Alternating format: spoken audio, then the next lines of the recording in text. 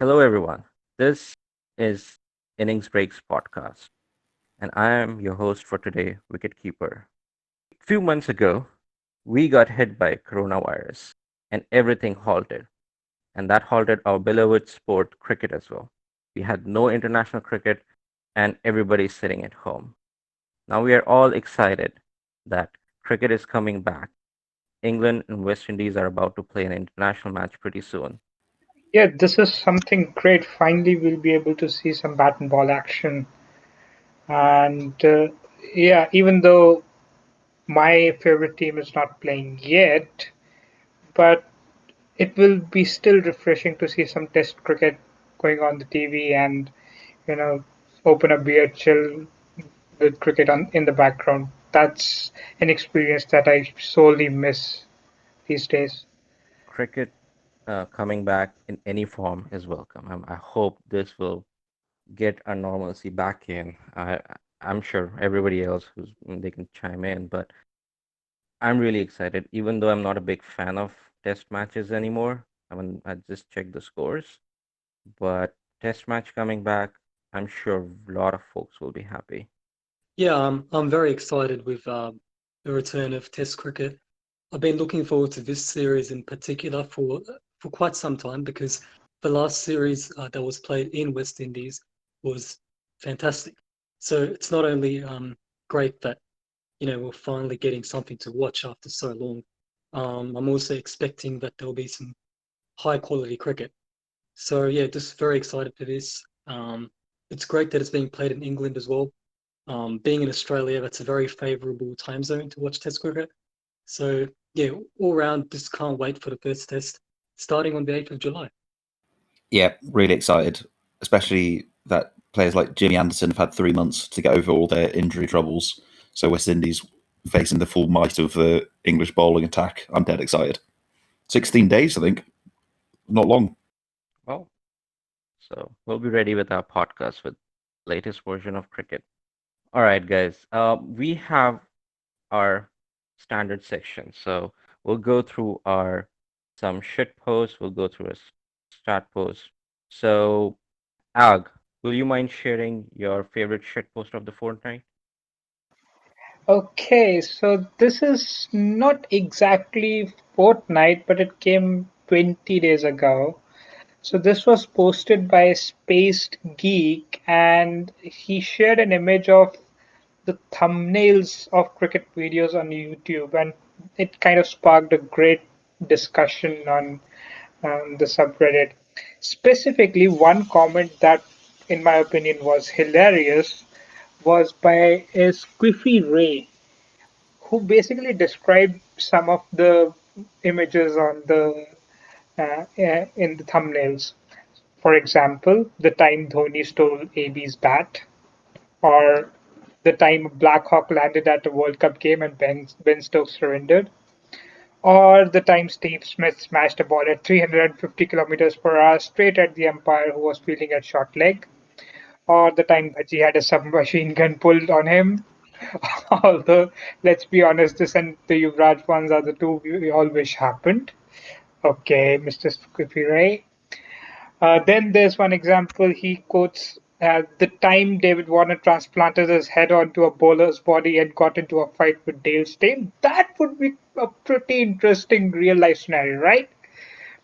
And the time Muhammad Amir carried Virat Kohli over the threshold while Dhoni and Malik debated what they were going to do in the honeymoon suite.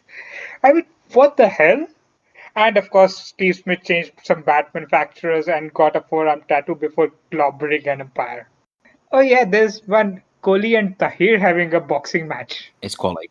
Genuine quality, that one. Yeah, that's the best fight, right? I mean, I don't know, like the best clickbaits coming in, and this is like irrespective of what actually cricket is doing, they're just basically trying to get more YouTube views. That's it. Oh yeah, yeah, that one's been around for a long time.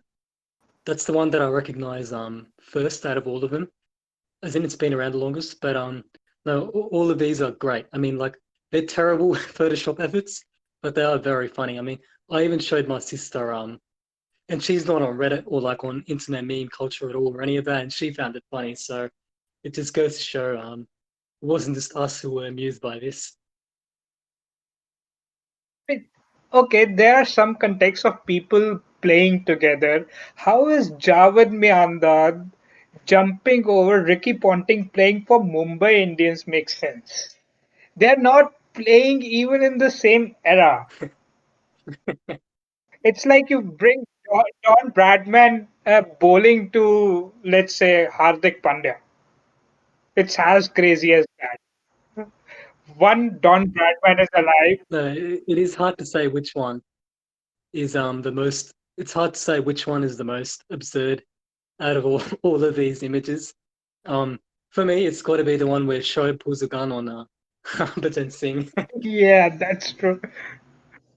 This is gonna be a last shitpost for some really long time, I guess, because on June 24th, the mods are banning shitposts from the subreddit once again.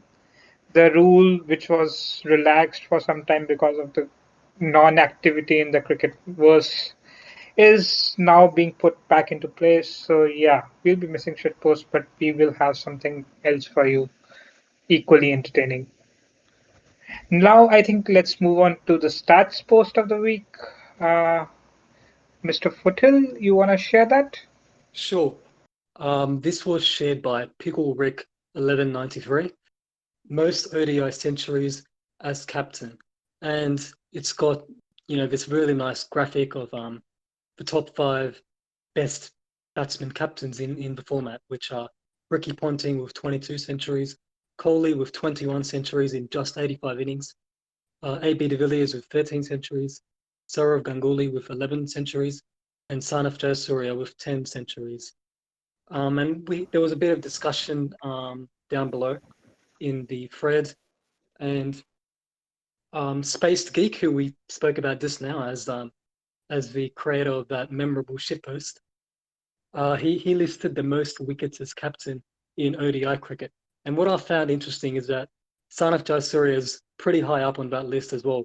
He's in the top 10, I think. I think he's at eighth, which is pretty good to be the fifth highest century getter as captain and the eighth highest wicket taker.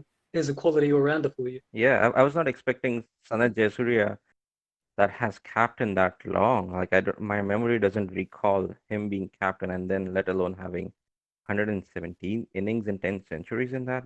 That's an era I lost it. Yeah, that's surprising to see. I did not expect him to be there.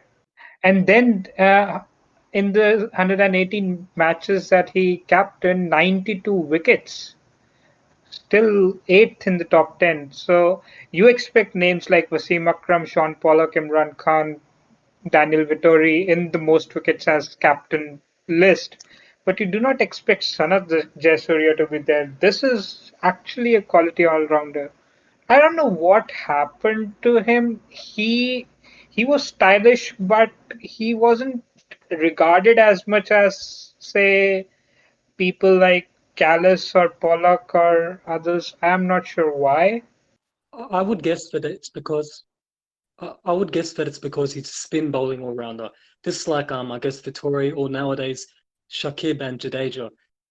When we speak about great all rounders, we tend to I guess give more weight to pace bowling all rounders. And I don't know why that's the case, but it's just the way it seems to work.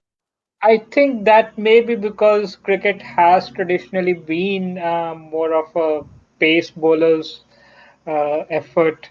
It's the spin bowlers were introduced by the subcontinent teams primarily, and we still have that focus where the Anglo world still focuses more on pace bowlers, and they tend to celebrate the correspondingly the all-rounders more. Well, I don't think we have that many spin bowlers out all rounder apart from Jadeja. I don't, or maybe Vittori if you want to count him in. But And don't forget Shakib either. He's brilliant for Bangladesh. He's like their callous. Yes, he was brilliant. Yeah. yeah, Royston Chase. What a quality player. Royston Chase. And I'm trying to figure out who is that person, not lettuce, but whatever name you mentioned. I was being sarcastic in case anyone is going to give me heat in the comments. He bats 5 for West Indies, and he had a great spell against us when we were touring the West Indies. More on him later. Okay. But any opinion on the stat post, lettuce? I think there's a cool point made in the comments by CPNT Willow, which is the strike rate. AB not only is in that list, but he's also striking at 110, which is insane. So yeah, if anything, that kind of promotes him even higher up the list, despite his average not being as high as Kohli's. Well, AB de Villiers, was he also captain for a while? Oh yeah, he is in the list. He's literally in the middle, mate. You tend to forget people who did not captain at the end of their careers Probably, that they ever captained. probably. Yeah. So Dhoni retired as captain. We all remember him as captain. Not many people remember Sachin Tendulkar as captain. Yeah, that could be my point of forgetting, or it's just my old brain cells. Grandpa. What about Ganguly? Did he retire as captain, or did Dhoni take over before he retired? No, he retired as captain. Ganguly and Dravid. No, he did not retire as a captain. No, no, no. He retired, but I think his hallmark was his captaincy. I mean, he was better as a captain than a player. That's why he's been remembered as. Yeah, I think So yeah. In the final that series, it was Dravid under Greg Chappell. It was Dravid, the captain. Then I think after the Ganguly retired in 2007, right? yeah, but I remember Dhoni was captain when he retired, and he had a good gesture of letting him captain, like letting Ganguly captain for last few overs on field, and it was considered as pretty good move by Dhoni. So I vaguely remember like he did play it under Dhoni as well. But that would be like a couple of matches because most of the senior players were under a lot of fire after 2007 World Cup fiasco, and then the whole young team was built for the World T20 later that year, which was led by Dhoni. Uh, and Right. then Dhoni took off the captaincy of the ODI team as well, and then things progressed from there. I guess, yeah, a few matches, but not a lot. Ganguly retired soon after that. But during the World Cup, it was Dravid under Greg Chappell, yes. But yeah, you are right. Ganguly is defined by his captaincy. That is why we remember him as one. Um, but there are some players who are not defined by the captaincy, but by their skills, and they did not retire as captains. They had a significant stint as captains, but they were not like that wasn't the biggest part of their careers. So yeah, probably that's the reason. Probably. But coming back to the stat post, I'm surprised. Kohli has hit 21 centuries in just 5 innings. That's phenomenal as a captain. Like just being as a captain, usually your performance goes down, but he is like going up. He's like going in reverse direction. He's doing fantastic being a captain. Unless it's in a high pressure situation. Oh, Ooh, spicy take. I think what's interesting is that all the captains, except I think Ganguly, have better stats, at least as far as batting average goes, as captains than not as captains. So it seems they all have improved, apart from well, none as dramatically as Kohli. It's interesting, like it's like the responsibility brought out the best cricket from them. Probably. Ponting as well. Yeah, I guess. Ponting, he has long innings, like he has the longest, like 220 innings. Being a captain, it's huge. So and maintaining 42 for 220 innings is also pretty phenomenal. Let's see if Kohli, like, and again, Kohli is on the early phase compared to Ponting. If Kohli is able to maintain his captaincy for that long, I would be interested to know how close to his current benchmark he is. 74.59 is insane average. So definitely I'm waiting to see how he perform in his slump time. I think Ponting's will be more affected as well. Ponting was insane in the early part of his career before he became captain. To average 42 as captain probably represents how he fell off a cliff at the end. Oh, that's fun. Interestingly, Ponting averages the same pretty much as captain as when he wasn't captain. Having just looked that up. Anyway. So captaincy also did not affected him at all. On Kohli's case, made him better, whereas on Ponting it did not affected it. And then there are a lot of other cases where captaincy usually affect him negative way. So maybe Like Tendulkar. yeah, Tendulkar prime example. I think we talked about Joe Root last week as well, and that was also the case. So maybe somebody who's listening can pull up those stats on how does captaincy has affected and who has affected in positive or who got affected in negative way. So hopefully listeners, statisticians who are listening to it, this is your cue. Moving on, coming to our main topic, we are excited about upcoming cricket. So our very own AngryLettuce, English fan, who's going to talk about English West Indies series. Let us. So the Windies are in England. 16 days to go to the first test, which is being held in Southampton. England initially announced a 55-man squad. That's been trimmed down to 30, and there's an intra-squad friendly, I believe, next week. A lot of hype around the series now. Obviously, it's the first cricket back. England have just about a full squad to pick from for the first time in forever. Jofra Archer's back from injury. Jimmy Anderson's back from injury. Mark Wood, and that's just the bowling attack. Lots of questions being asked on Twitter about who should keep for England and who should be the spin bowler and who should bat three. But yeah, really excited. West Indies, not everyone's travelled who was selected. Players like Hetmeyer and Darren Bravo have chosen not to. But I think they've got quite an exciting bowling attack. Their batting leaves a lot to be desired, with I don't think one member of their top six averages over 40.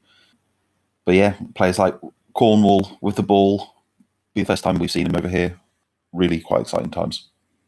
So which rivalry or what kind of game you're expecting? Is it going to be fierce? What do you predict that who's going to play each other pretty well in this series? I think one primary rivalry, it's not per se a rivalry, but it's like a comparison that we have been looking for a long time is the comparison between Jason Holder and Ben Stokes as to who is the better all-rounder. They both have done wonders over the past year and a half. They have lifted their teams out from misery to glory, and there have been some great heroics from both of them. But it would be interesting to see who will who is heavier on the opposition in this series. Is it Jason Holder or is it Ben Stokes? Do you agree with me, Miss Lettuce? I think there will be a degree of rivalry to see who is the best. Certainly pace bowling, all-rounder. Holder's stats in the last year and a half have been insane, whilst Stokes is really the last 12 months. But yeah, there's all kinds of rivalries. It got quite spicy last time in the West Indies, with Butler saluting Cottrell and Shannon Gabriel being banned for homophobic comments. So it was spicy last time. I kind of expect, given that most of the players will be playing in the same test, for it to get spicy again. It's always something with this series. There's always some sort of controversy either on the pitch or off the field with the things that media and journalists say, and even in the case of the chairman of the ECB, Colin Graves, back in the 2015 version of the West Indies England series, he called the West Indies team, mediocre. And I actually read an interview with Phil Simmons, who was the West Indies coach at the time. He printed that word out on a giant piece of paper, stuck it up on the dressing room, and the West Indies used that to inspire them to play well that series. And I think they drew it or possibly won it. It was an away series, so let's give them that I guess caveat. But that being said, West Indies, for a team that's ranked generally pretty low, always seem to turn up to play England. It just seems to matter that much more to them to beat England. And what about Jofra Archer? Jofra Archer, is this going to be the first test against West Indies, quote unquote, the home team?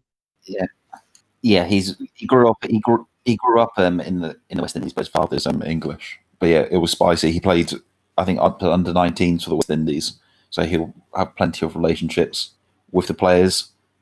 There is some debate, even though whether he'll play in the first team. There's loads of pace options for England, especially in English conditions. Um, so yeah, there's Mark Wood, Chris Wokes, Joffa Archer, Sam Curran, all really going for all the same spot. So we might not even get the spice. I would pick Jofra Archer out of that. To be fair, I would give Jofra the nod ahead of all those other names that you mentioned. Just because he's shown he can do it in Test cricket in England at least. He was very good in the Ashes. I know he had a pretty underwhelming tour of New Zealand, but he's a young guy. You need to give him more experience, and he'll get better and better. Absolutely. Yeah, I don't know how does he qualify that. So let me ask you this. You're saying that they will not play Jofra Archer because he has a former camaraderie with the teammates and he might not be as finest as the other guys would be? I think if he does play, I don't think that will affect him negatively. It's more that there's lots of pace options. Anderson and Broad are pretty much nailed on for the first test at least, and then you pick a spinner, and then Ben Stokes is your all-rounder. There's only really one pace option left. I suspect they will go with Archer, given that he throws at 95 miles per hour. But there are lots of players going for that position, and a tail of Archer, call it Leach, Anderson, and Broad is a really long tail. So it's whether they choose someone who bats a bit more. I don't know. Yeah, that's a fair point. It's about team composition, isn't it? With both bat and ball. His build isn't not quite an all-rounder, but he's supposed to be able to bat, isn't he, Arch? According to like his county cricket performances, he's supposed to be able to bat a little bit, like average low 20s or something like that. But he hasn't shown that in the international matches that he has played. He's looked very much, like a proper tail ender. So somebody like Wokes, who's actually got a Test match 100, correct me if I'm wrong, I think he has. He could get in ahead. Beautiful one against India. Beautiful. Yeah, so someone like Wokes who's a fair batsman at number 8 could get picked ahead of Archer.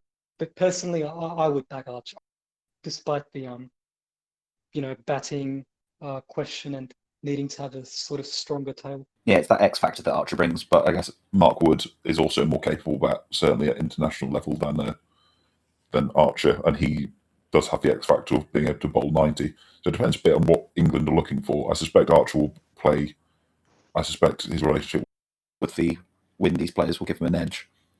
But yeah, we'll see. I think it's quite an interesting dilemma, the third pace spot for England at the minute. Some more selection, well, I guess they're not problems as such, but selection issues for England that you missed out on at the start when you mentioned a lot of bowlers are coming back from injury. There's batsmen too. Rory Burns is returning from a 6-month injury layoff, which I guess he's been fortunate in that he hasn't actually missed any cricket. But he must be a little bit rusty, especially since there are no warm-up matches. Apart from, as you said, the intra-squad friendly fixtures, I guess. There's also Johnny Bairstow, who's looking for a test recall he wants to keep as well. He wants to be the wicketkeeper batsman. Moeen Ali is coming back as well. And lastly, on the English batting, Joe Root might miss one of the tests in the series as he and his partner are expecting a child soon. Yeah, lots of interesting debates because Bairstow wants the gloves back, but he's done nothing in red ball cricket to justify that. Then there's Butler, who's been in horrific form. There's Ben Stokes, who got dropped despite averaging 40 in Test cricket last year. So, yeah, lots of debate for the England team. The West Indies, they've got their own problems with the batting lineup, with 2 of the top 6 not having travelled. So they've got their own problems there. And then they've got a great pace attack. Cornwall is averaging phenomenally with the ball in Test match cricket and in first-class cricket. So yeah, quite exciting, I think. Yeah, looking at the West Indies team, it is light on quality batting. So Darren Bravo, as we've said, he's one of the players who didn't decide to come on the tour due to, I guess, personal issues and the ongoing pandemic in England. But other than that, they've got Shea Hope, who's done quite well in international cricket. Not brilliantly, but he's sort of one for the future, I guess, for him to look at. And then there's Craig Brathwaite, who memorably made twin hundreds in that match at Headingley back in 2017. But other than that, they just don't look to have a very settled batting order. Um, Lots of new players coming in, some of them whom I haven't actually seen before, like Shamar Brooks and John Campbell, who's supposed to be an opening batsman. Um, yeah, it just doesn't seem very, very strong, their batting. However, as Lettuce just said, their bowling looks first class. Jason Holder, of course, Kemar Roach, Ozari Joseph, and they've gone a bit Sri Lanka actually with their names. They've got a Kemar Holder, which is like we've got a guy called Angelo Pereira. It's like you combine a common first name of a Sri Lankan cricketer with a common surname. He seems to be in the same mold, this Kemar Holder guy, but he's been very highly hyped. It's sort of like, well, I was going to say the Barbadian Jofra Archer, but Jofra Archer is Barbadian. Um, but yeah, he's just been sort of hyped up and never played an international before. I'm excited to see what he can do. I didn't realise how badly Shea Hope averages in Test cricket. He averages 52 in ODIs. His average in Tests is 27. It's a shocking drop, I think, given how talented the man is. Yeah, I'm surprised as well. I mean, I thought he's one of the good players from the West Indies side, and just in like average in 20s, maybe he doesn't have that patience of Test cricket that it means. He just wants to hit and he gets out pretty cheap. I think this can be attributed as a problem with a lot of West Indies players over the last few years. You won't see a lot of people performing really well in red ball cricket, but they do end up doing great in white ball cricket as the format gets shorter and shorter because they have kind of been trained. I don't know, is it a cricket culture these days there, or they have specific training in that sense that they try to hit they as much as possible, and in the process they get out. But in white ball cricket, it tends to help them because it's more hitting and it's not surviving is not that big of a concern, specifically in T20s. So yeah, it, it's kind of weird, but it's not really surprising in the bigger picture, uh, or at least over the last few years. The funny thing is that Hope is actually like the anchor man for West Indies in one days, because back in December was it there was that great series India versus West Indies ODIs, very competitive series. Hope would sort of be like, he'd look to bat through 50 overs, look to score at like 90 to 95 strike rate, not take too many risks, just rotate the strike, and at the other end, whoever his partner was would go crazy. So it's even more sort of funny that considering he's sort of a defensive batsman for them in their ODI setup, there's this massive drop off between his ODI performance and Test performance. You're right. That series was pretty interesting, and Hope did play an anchor role in it. He wasn't the one hitting. He certainly played an anchor role, but I don't know. It may be again. We know that red ball behaves differently, and it's easier to play an anchor role if you are set in white ball cricket as compared to in red ball cricket. Things can get tougher. So maybe that's one reason, but you know, I don't know. It's been a very weird time for West Indies. They have won two World Cups recently in T20 cricket, and on at the same time they have been performing terribly in Test cricket. So I think that's kind of a reflection of the kind of uh, cricket that they have been playing in general. Yeah, definitely they have been. Maybe that's where the money is. They're not doing pretty good in like any test matches. I think West Indies was playing was last few years mostly was with India. So whatever the whole Indian schedule had, West Indies was always there to fill that. So I'm not surprised, considering West Indies cricket board is a group of countries. I mean, it's hard to get your nationalism, like it's hard to get behind folks with different countries, and it might be tough for West Indies. They also they're also going through some financial trouble, right? They had trouble paying the salaries of the players, and then you know there was this whole fiasco where I guess there was a strike by the players, and consequently, since Test cricket doesn't generate as much revenue as T20 cricket does, people do tend to start gravitating towards T20 cricket, more league format, where private entities instead of national boards are sponsoring your paycheck, which in turn kind of explains that why people in general and West Indies cricketers are more gravitating towards hitting and being successful in shorter format. So you guys feel that the upcoming series will reflect that as well? Like probably a poor performance. I wouldn't say poor, but not as great as former West Indies that we used to know of. So England, West Indies, it's gonna be a one-sided series. That's what everybody's expecting. If it's not rain affected, given that England seem to have some kind of a batting order these days, I would suspect uh, us to roll the West Indies for 3-0. I think I'd be surprised if the Windies managed to win or draw one if it wasn't rain affected. I would be more cautious than that. For one thing, I do like West Indies quite a lot, so I'm biased. But I think if they play really well, West Indies, they can come away with maybe a 1-1 draw. I don't think they're going to win this series. I'm just not convinced by their batting, but their bowling is very talented. Let's be honest. Their bowling is fantastic, and you know, as we were saying just a little bit earlier, they seem to lift whenever they play England. They play better than their stats suggest they should be playing. Um, I guess it's something almost psychological for West Indies players, just because of the long history of the Wisden Trophy, and I think it's the only series they're involved in that has like a proper name, like a series of real prestige. They really want to win that. Um, they really want to win that series and hold the trophy in their cabinet. And they are the current holders of the series as well. Let's not forget.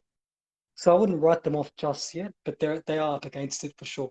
And you should not write off England as somebody who doesn't want to lose anything from a winning position. They tend to do that a lot. I don't know. James Anderson after 3 months off. I'm excited for the outswingers. Let's put it that way. That's something we haven't yet talked about. The fact that this is the first proper cricket match, really, not even international cricket. It's the first proper professional cricket match that all these guys on both sides are going to be playing in months. So to some extent, match fitness might might have a major role to play in deciding the outcome of the series. Who's going to be better coming in, from a cold start? And I think Anderson will have trouble in that. He's old. Anybody who is past their prime, have age not helping them, will face some trouble. So this series is gonna be definitely different in a lot of terms, right? We won't have spectators, so possibly as a visiting country, it will be a slightly beneficial for them because quote unquote the home advantage probably won't be as effective as without the crowds there. I think there is also a stigma of saliva for shining the ball. That's also a rule which is a lot of folks have been outspoken about. A lot of bowlers have been saying that's going to be difficult. So a lot of new variables are going to play in this series, and we cannot discount West Indies right away. I mean, considering all these external variables, they might get better probability out of it. of winning this or at least drawing it? So the coronavirus changes are quite wide that the ICC have released. So there's now going to be COVID-19 replacements. So if anyone develops a cough or other symptoms of COVID-19, similar to how concussion replacements are used, they'll be able to change players. There's going to be a ban on applying saliva to the ball, and there's been all kinds of talk about gels and creams and different things that will be allowed on the ball, but I haven't seen anything official yet.